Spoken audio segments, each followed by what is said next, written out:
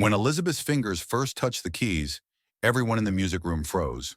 The shocked expression on the face of Victor, the music academy director who had rejected her saying, "No talent, too late," was perhaps even more impressive than the Bach sonata heard that day. None of them knew that Elizabeth, a former concert pianist, had sacrificed her career for her husband's illness. Now, after becoming a widow, she was determined to reclaim her lost years. The Morgan Music Academy was located in a historic Victorian building in the city's cultural district. It was a bright building with high ceilings and large windows. The red brick facade, elegant columns, and ornate entrance made it look like a temple of art and culture. The interior was even more impressive. Marble floors, crystal chandeliers, and portraits of famous composers and posters of past concerts hanging on the walls. Piano, violin, and cello sounds rising from the corridors spread musical energy to every corner of the building. Being accepted to this prestigious academy was considered an important step in the music world. It received thousands of applications each year, but accepted only a small percentage. Among the academy's graduates were world-famous musicians, orchestra conductors, and composers. The name Morgan Music Academy was synonymous with excellence and artistic rigor. Victor Harlow, the Academy's music director, was a 52-year-old tall, slim man. He always wore impeccable suits and silk ties embroidered with musical notes. With his silver-framed glasses and carefully combed gray hair, he projected an image that combined authority and elegance. With his sharp chin, thin lips, and piercing blue eyes, he was both inspiring and intimidating to his students. He was known in the music world as Iron Hand. He never compromised on talent and never lowered his standards. A Juilliard graduate, Victor had started his career as a brilliant pianist at a young age, but had to abandon his performance career due to a hand injury. Since then, he had devoted his energy and passion to teaching and directing the academy. His goal was to give the world perfect musicians, and he could be ruthless in pursuit of this goal. On that cold March morning, there was a routine interview in Victor's office. Elizabeth Reynolds, 58, had applied to take piano lessons. Victor usually let his assistants handle such applications, but that day it had been added to the schedule at the last minute, and he had to meet her himself. He was already having a stressful morning. An important student wasn't prepared enough for an upcoming competition. One of the sponsors was considering cutting funds, and there were problems with the acoustics of the recital hall. Elizabeth was sitting in the waiting room. She was a medium-height, slim woman with brown-gray hair falling to her shoulders. She wore a simple navy blue blouse and gray skirt with a modest beige jacket. Her hands were folded in her lap, and she looked a bit nervous. The luxury and ostentation around her seemed to make her a bit uncomfortable. Others in the waiting room, wealthy-looking parents, ambitious young musicians, elegantly dressed teachers, were giving her curious looks. Someone as ordinary-looking as Elizabeth was an unusual sight at the Morgan Academy. From the adjacent room, the virtuosic Liszt piece played by a young girl could be heard. Elizabeth took a deep breath and looked at her hands. Once those fingers could play the most challenging pieces. Now they were a bit wrinkled with some joint pain, but still strong and talented. However, she doubted that Morgan Academy would accept her. Her age, appearance, long career break, all these were against her. Still, she wanted to try. She owed this to James. Victor opened the door to his office and called out with cold professionalism, "Ms. Reynolds?" Elizabeth stood up and with a gentle smile said, "Yes, that's me." "Please come in. I can only spare you 5 minutes," said Victor, looking at his watch. His tone clearly indicated that this interview was just a formality. Elizabeth thanked him and entered. Victor's office was spacious and impressive. The city view could be seen through large windows. At the back of the room, covering an entire wall, stood a gleaming Steinway grand piano. The other walls were adorned with music awards, diplomas, and photographs taken with famous musicians. Victor's desk, made of what appeared to be antique carved walnut, was meticulously organized with files, music notes, and several elegant pens. "Sit down," said Victor, taking his place behind his desk. His voice had the tone of someone impatient for an unproductive meeting. "I've looked at your file. You're 58 years old and have never had any formal music education. Is that correct?" Elizabeth swallowed. It was technically true that she had no formal education. She hadn't gone to a conservatory, had grown up with a private music teacher, then started working directly in the orchestra. Actually, yes, I don't have formal education, but Victor gently cut her off. Ms. Reynolds, at Morgan Academy, we aim to identify and develop musical talents at an early age. Most of our students are between 4 and 18 years old. We rarely accept adults, and that's only for advanced master classes for professional musicians. Elizabeth nodded. I understand, Mr. Harlow, but to be frank, Victor continued, interlacing his fingers on the desk, for someone your age to learn piano without any previous music education, it's almost impossible. Your finger muscles, musical memory, technique, these require years of practice. Victor's voice was polite, but there was clear impatience underneath. His eyes wandered over Elizabeth's simple clothes, her slightly swollen joints. He thought the woman in front of him lacked the grace and discipline a pianist needed. Elizabeth was looking at the program brochure on Victor's desk. But your brochure says music for all ages. Victor sighed impatiently. That slogan is more for marketing, Ms. Reynolds. To be realistic, for some people, it might be too late to receive music education. Elizabeth could see the condescension in Victor's eyes. She was used to it. People had always underestimated her. Before marriage in the male-dominated orchestra world, after marriage as just James's wife, and now as an ordinary-looking, middle-aged woman. I just want a chance, Elizabeth said quietly. I don't mind paying the fee. Maybe a trial lesson. Ms. Reynolds, said Victor, standing up, I don't want to waste your valuable time. Our academy's standards are very high. Perhaps you should consider another hobby, like gardening or knitting. The last words he said, the protective, almost pitying tone in his voice, pierced Elizabeth's heart like a knife. At this point in her life, she still hated being patronized. Once she too had been applauded on stages. Once her fingers too could play the most challenging pieces. Elizabeth's eyes momentarily drifted to the piano. How she had missed touching those keys. This magnificent Steinway was so different from the old out-of-tune piano at home. Victor noticed this and smiled slightly. Perhaps this was a way to politely end the interview.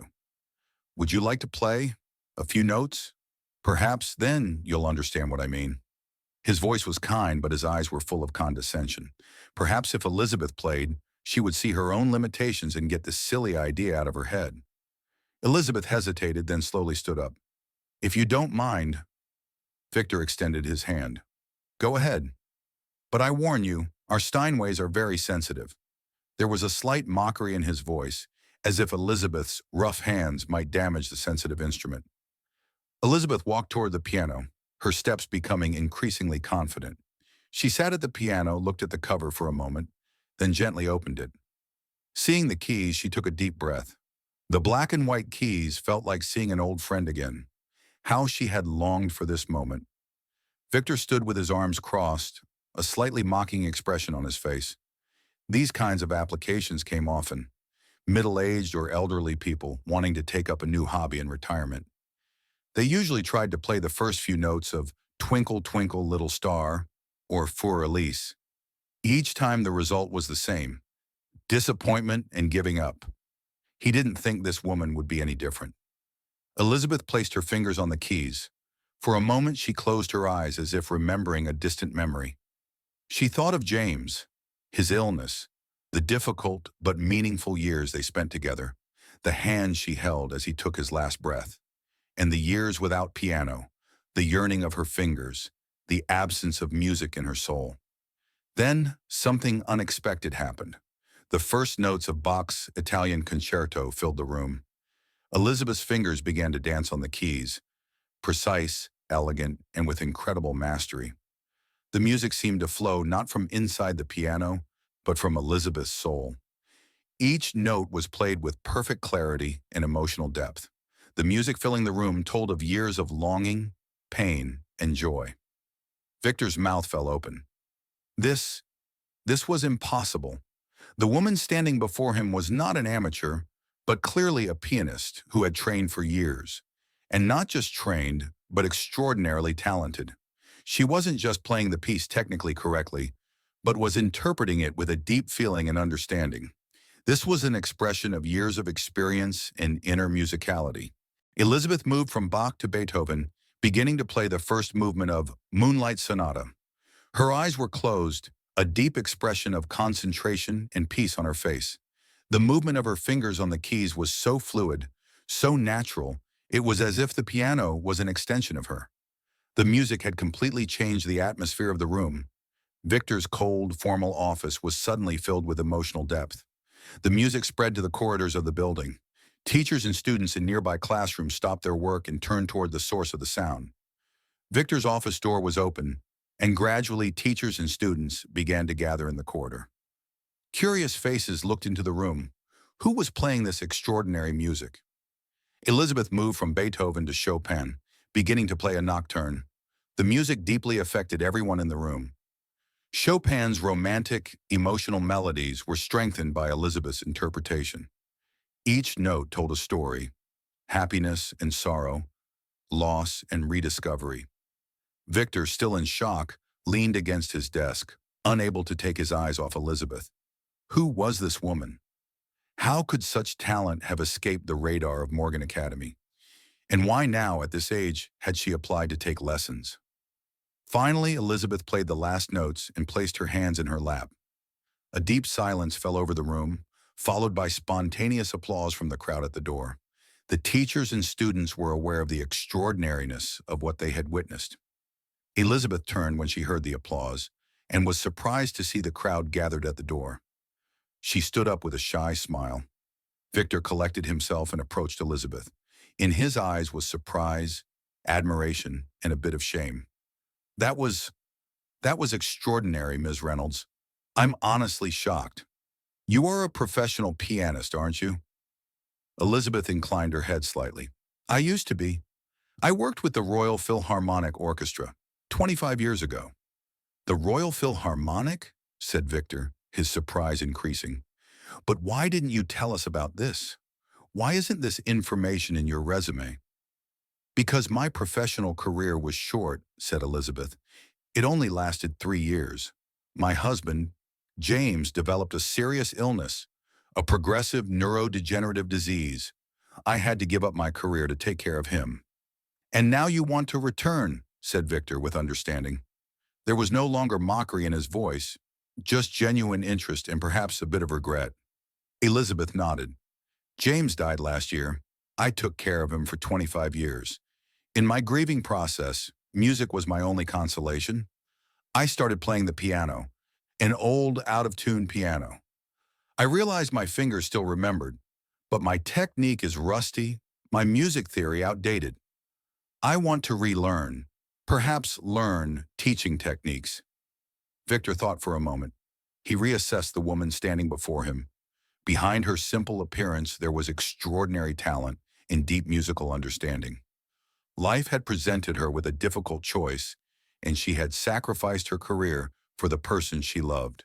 And now, years later, she was showing the courage to return to music. Then he did something unexpected. He took Elizabeth's hand and sincerely said, Ms. Reynolds, I apologize. I misjudged you terribly. It's all right, said Elizabeth, smiling gently. I'm used to it. No, this is unacceptable, said Victor, determination in his voice. At Morgan Academy, we should value talent above all else. Instead of teaching you, we could learn from you. Would you consider working as a teacher at our academy? Elizabeth's eyes widened. Me? A teacher? Absolutely, said Victor. Your experience and talent would be invaluable for our students. Your technique, your interpretation, you should share these with young pianists. This conversation marked a turning point in the history of Morgan Music Academy. Elizabeth Reynolds became one of the Academy's most beloved and respected teachers.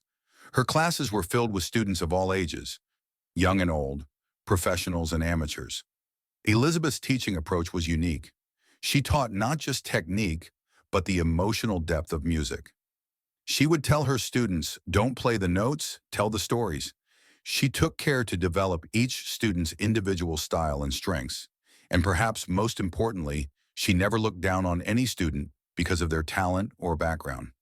In her class, an 8-year-old child and an 80-year-old retiree received the same respect and care. As Victor watched Elizabeth, he began to question his own teaching style. For years, he had tried to achieve excellence through tough standards and harsh criticism, but Elizabeth's approach was different. She encouraged excellence through love and understanding, and the results were surprising. Her students showed extraordinary development, not just technically, but in terms of musical expression. But Elizabeth's story didn't end there. Victor was so impressed by her musical genius that he offered her a solo performance in the Academy's annual concert series. Elizabeth initially hesitated. She hadn't been on stage for 25 years. What if she couldn't do it? What if the arthritis in her fingers affected her performance? What if people found her inadequate? But Victor insisted, Elizabeth, your talent should be shared. This isn't just a performance, it's also a message. It's never too late to follow your passions. Elizabeth's students also encouraged her. You always tell us not to be afraid, Mrs. Reynolds, said a young student. Now it's time for you to listen to your own advice. On the night of the concert, the large hall in the city's cultural center was completely full. Music critics, academy teachers, students, and music lovers had come to hear this mysterious new pianist. In the front rows sat Elizabeth's students, with eyes full of excitement and pride. When Elizabeth came on stage, she was wearing a simple but elegant black dress. She bowed slightly to the crowd, then sat at the piano. For a moment, she closed her eyes, took a deep breath. She felt a slight pain in her fingers, but that wouldn't stop her. Then she began to play the first notes of Mozart's Piano Concerto No. 1. 21. The first few notes were a bit hesitant. 25 years of stage fright didn't disappear in an instant. But then, the music enveloped her, taking away all her fears. Elizabeth completely surrendered herself to the music. Her fingers danced on the keys as if making up for years of yearning. Mozart's cheerful, elegant melodies spread to every corner of the hall. After Mozart, Elizabeth played Chopin's Ballad No. 1, a deeper, more emotional piece.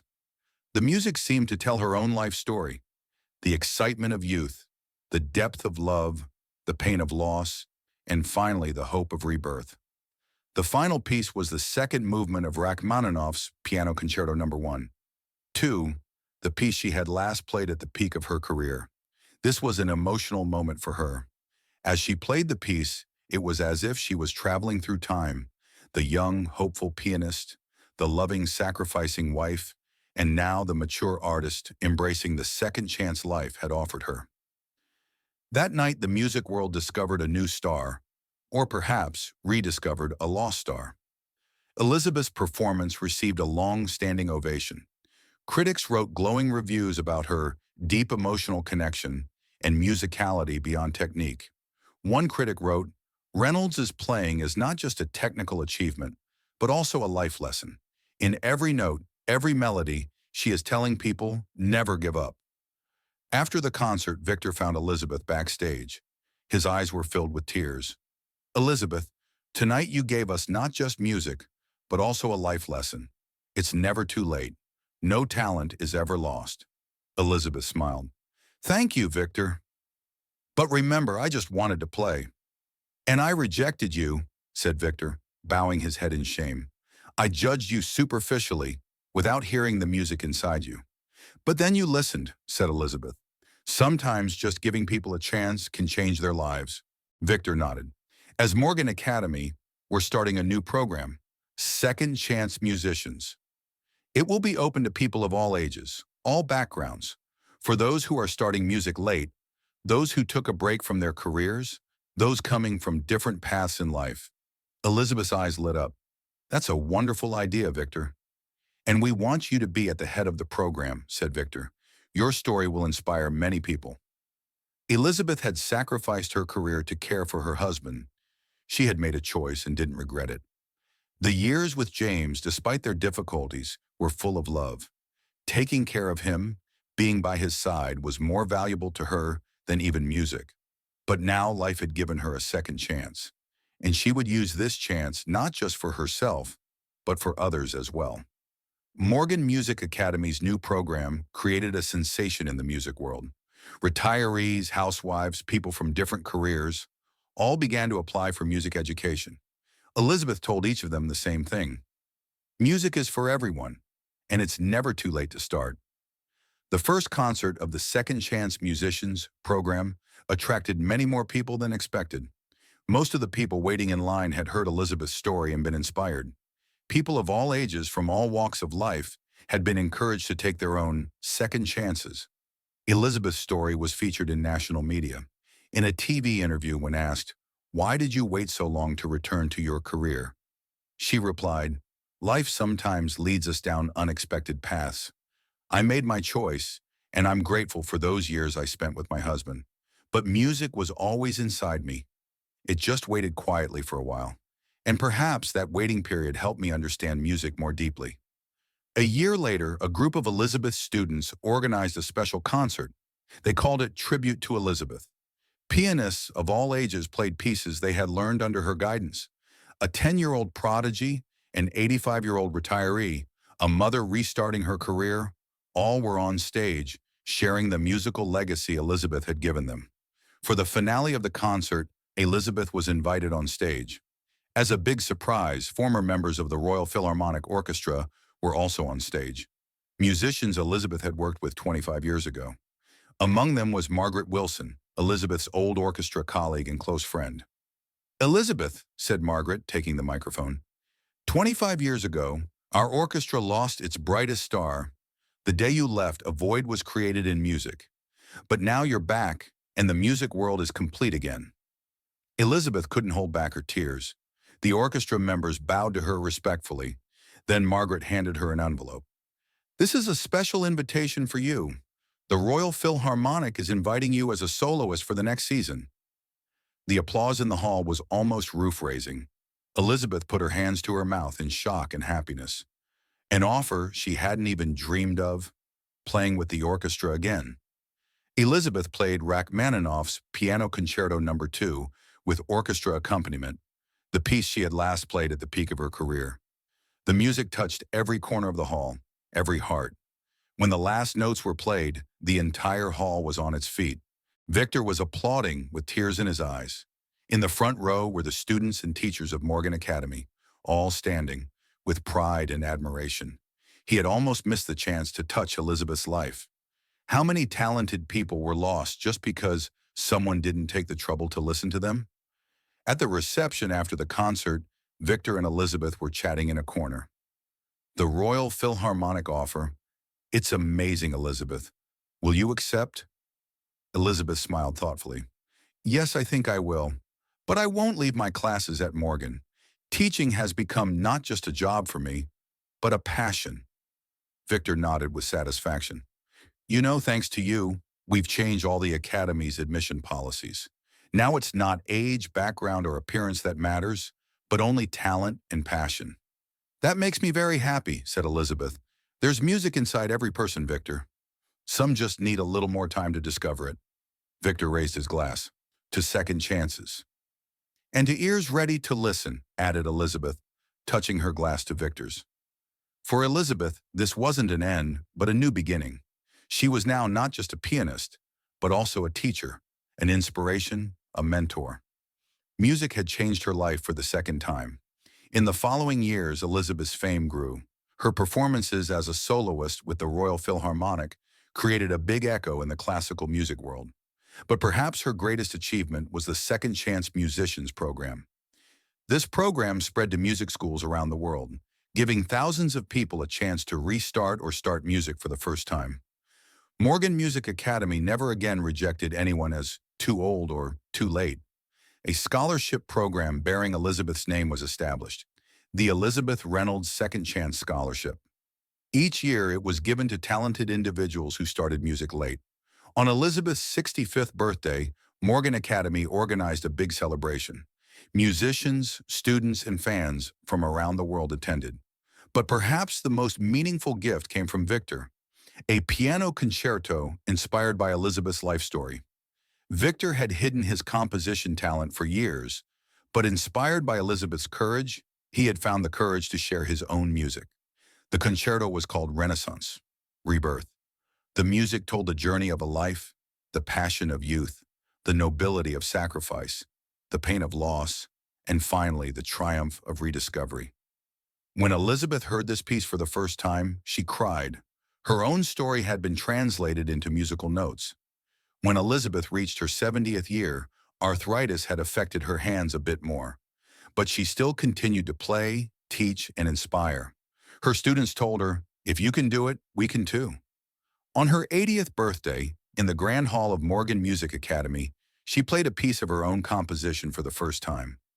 Elizabeth had also learned composition over the years, another dimension of her musical creativity. The piece was called Second Chance, and the notes told the story of a life, years lost and found again. And in every note, every melody, there was a simple but powerful message to the listeners. It's never too late. No talent is ever lost. All you need is the courage to express yourself and an ear ready to listen. At the end of Elizabeth's 80th birthday concert, everyone in the hall was giving a standing ovation. In the front row, Victor Harlow, in his early 80s, still stood tall. His eyes were filled with tears, just like the day he first heard Elizabeth. That day, he had not only discovered an extraordinary musician, but had also learned a lesson for himself, to see beyond appearances, to hear the music inside. Victor approached Elizabeth and held her hand. "Elizabeth, the day I met you, you changed not just the academy, but me too. You reminded me of the true meaning of music. Beyond technical perfection, it's an expression of the human soul." Elizabeth smiled. "And you reminded me that it's never too late, Victor. When I walked through the door you opened, I restarted not just music, but life." That evening, in the Grand Hall of Morgan Academy, Elizabeth and Victor played a duet together, Mozart's Sonata for Four Hands. The two elderly musicians, sharing the lessons of life and music, inspired everyone in the hall. At the end of the concert, Elizabeth turned to the crowd. "Life gave me a second chance, and I used this chance to share music. What I want to tell all of you is this: it's never too late. Follow your passion, share the music inside you with the world, because the world is waiting to hear your voice." Elizabeth Reynolds' fingers slowed a bit more with time, but her music never fell silent. At 85, she was still teaching at Morgan Academy, occasionally giving concerts. Now the arthritis in her fingers made it difficult to play technically challenging pieces, but her musical expression had deepened even more.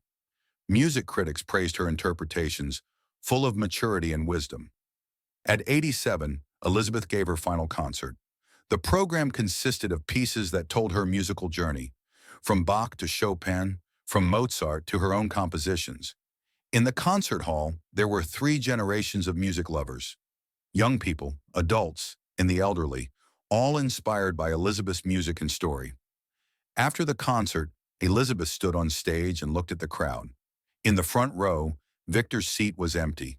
The old friend had passed away a year ago, but his spirit could still be felt in the hall.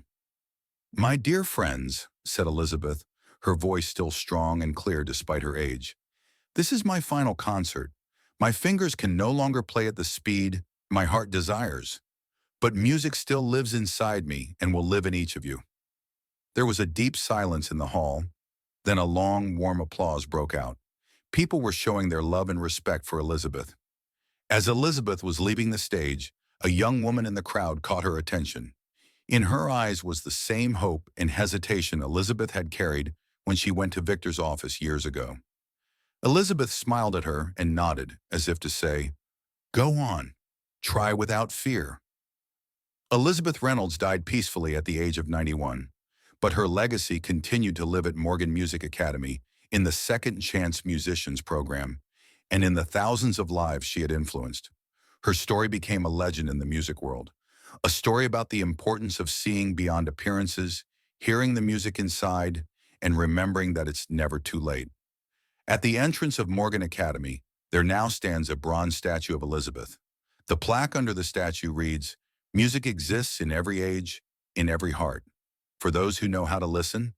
And each year, people from around the world attend the Elizabeth Reynolds Second Chance Festival. Here, musicians of all ages share their own stories, their own music. And in every performance, every note, Elizabeth's spirit continues to live. Her story resonated not just in the music world, but in every sector of society. It reminded people that they could make new beginnings at any stage of life, that it was never too late to follow their passions. Elizabeth's life taught us the most valuable lesson: Sometimes in the most unexpected moments, in the most unexpected people, extraordinary talent and passion is hidden. And all we need to do is pause and truly listen. If you enjoyed our video, don't forget to subscribe and share your thoughts in the comments. Have you ever accomplished something that people told you was too late or that you couldn't do? Have you ever thought you were too late to follow your passions? Where in the world are you watching from today? Share with us in the comments. Don't forget to subscribe to our channel for our stories about second chances and unexpected talents.